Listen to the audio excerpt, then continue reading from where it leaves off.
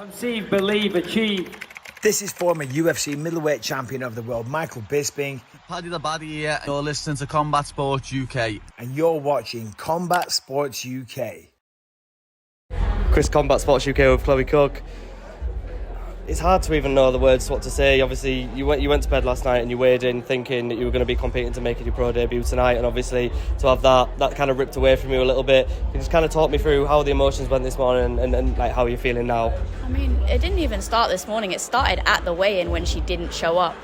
And then after I find out that she's texted halfway through the weigh-in saying that she's sick and she can't come. So straight away, I'm like, what the fuck, really?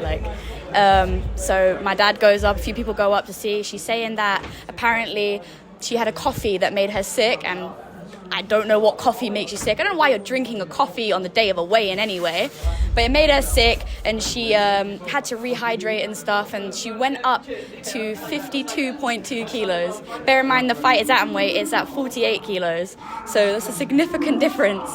And also, if you're throwing up, how are you gaining weight is what's confusing me. So it all is just a very weird situation anyway.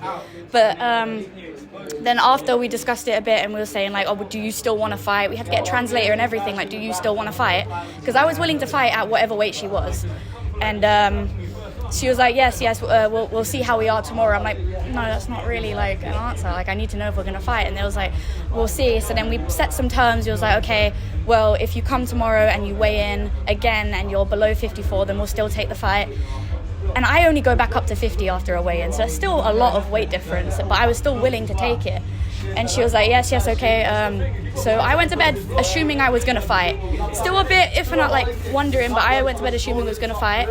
Woke up, still waiting, trying to find out, and then I get told that she's still ill and doesn't want to fight, and I'm extremely angry, I'm pissed off, and I don't even get an apology, and that's what has annoyed me so much. I saw her we got her to come down eventually, and I wanted to check her weight, obviously. She asked to check my weight as if I didn't already weigh in. I made weight, but no apology, no nothing. It's so unprofessional, and honestly, I'm upset, I'm angry, and it's really set back the plan we made for this year. I wanted to have this pro fight, have a little break, then have another fight by the end of the year, and then hopefully go into the next year with a 2-0 record already. Yeah. But it's completely pushed it back, and I don't even know how to feel. Yeah, no, I never really want to accuse fighters of this, but do you think she never really wanted to fight you in the first place? I honestly do. I've had a funny feeling the whole camp, I'm going to be so honest. She didn't post the poster, she's not posted anything leading up to the fight. A few days before flying out, she just you normally if you're going to a different country to fight, you kind of post a little bit about your journey and stuff. There was nothing. You look on her Instagram, she hasn't even posted the fight poster. So I had a weird feeling, but I never thought it was going to be this bad. Yeah. I'm guessing that's you done with her now. You're never going to want to remake that matchup. You're going to want to move on to someone else who's maybe going to treat the opportunity a little bit more professionally. Honestly, I do want to fight her just out of pure spite. I want to hurt her, but I'm not going out with her again because she's going to pull out again. She doesn't want it.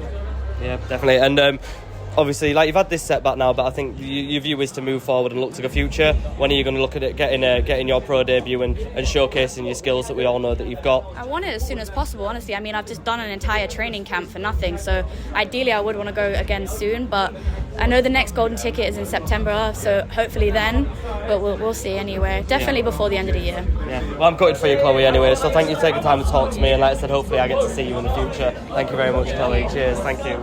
Cheers, guys, thank you.